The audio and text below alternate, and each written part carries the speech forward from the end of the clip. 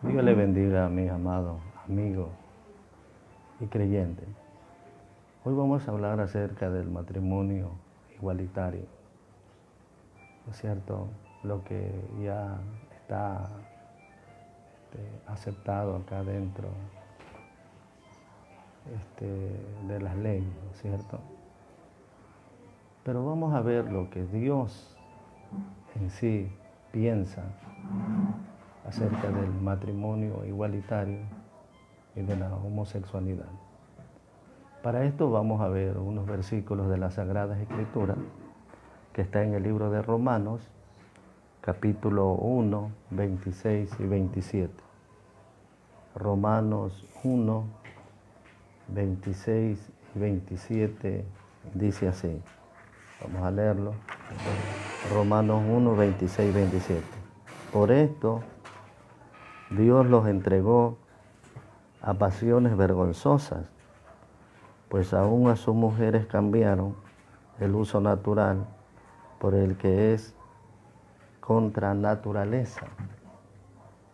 Y de igual modo también los hombres, dejando el uso natural de la mujer, se encendieron en sus lascivias unos con otros, cometiendo hechos vergonzosos, hombres con hombres, y recibiendo de sí mismos la retribución debida a su extravío.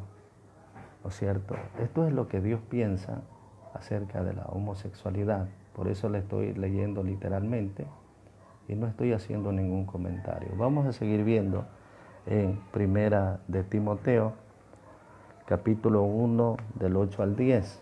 Estoy leyendo la Biblia. Dice así, Primera de Timoteo 8, Primera de Timoteo, capítulo 8, dice así, pero sabemos que la ley es buena y si uno la usa legítimamente, conociendo esto, que la ley no fue puesta para el justo, sino para los transgresores e insumisos, para los impíos y pecadores, para los irreverentes y profanos, para los parricidas y matricidas, para los homicidas, para los fornicarios, para los sodomitas. Acuérdese que a lo que aquí habla de sodomitas está hablando acerca de Sodoma y Gomorra, ¿no es cierto? Que ellos se entregaron a pasiones vergonzosas, hombres con hombres, y por eso Dios destruyó la ciudad de Sodoma y Gomorra con fuego, como enseña las Sagradas Escrituras, y azufre. Entonces en el versículo 10 dice, para los fornicarios, para los sodomitas, para los secuestradores, para los mentirosos, para los perjuros y para cualquier otro que se oponen a las sanas enseñanzas. Estamos viendo lo que Dios piensa respecto a todo esto, ¿no es cierto? Y vamos a ver otros versículos más en Primera de Timoteo, capítulo 1, versículo 8, que dice así. Ya vimos esa, Segunda de Pedro 2.6. Segunda de Pedro 2.6. Y si condenó por destrucción a las ciudades de Sodoma y Gomorra, reduciéndolos a ceniza y poniéndolos de ejemplo a los que habían de vivir impíamente. ¿No es cierto? Es lo que Dios piensa acerca del matrimonio igualitario y de la homosexualidad. Vamos a ver otros versículos. Segunda de Pedro 2.6 es la que acabamos de leer.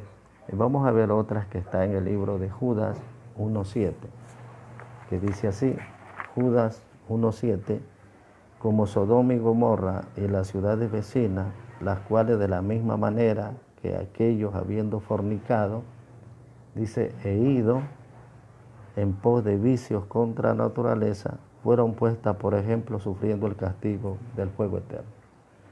Entonces, he visto algunos versículos nomás, porque en el Antiguo Testamento hay más. He visto algunos versículos del Nuevo Testamento, he visto 1, 2, 3, 4, 5 versículos nomás de lo que Dios piensa acerca del matrimonio igualitario y de la homosexualidad, ¿no es cierto? Entonces, eso es lo que Dios piensa, esa es la mente de Dios hacia nosotros, a los humanos, los versículos que acabamos de leer. Eso es lo que Dios tiene el concepto claro respecto a esto. Ahora, las autoridades y las leyes, ¿no es cierto?, y los derechos humanos, ¿qué dicen al respecto? Por eso en la Constitución del 2008 hicieron un anuncio significativo, hicieron un adelanto de derechos en cuanto a la diversidad sexual y de género. En su artículo 11, numeral 2, consagraron la igualdad, a no discriminación por motivos de orientación sexual e identidad de género. Esto es brevemente un resumen de lo que las autoridades y los derechos humanos regularmente piensan acerca de la homosexualidad y del matrimonio igualitario. Ya por eso usted puede ver que en ciertos países esto ya se ha aceptado como algo legal. Entonces esto es lo que piensan regularmente las autoridades y esto es lo que piensan los derechos humanos, ¿cierto? Y en mi opinión personal, ¿no es cierto?, como un ser humano común y corriente, también pienso acerca de esto, ¿no es cierto?, que uno debe tolerar esta situación, no debe amarlos como regularmente como cristianos que somos, estamos acostumbrados a amar, dice la Biblia, aún a nuestros enemigos, a tratar de sobrellevar esta situación, porque yo he conversado con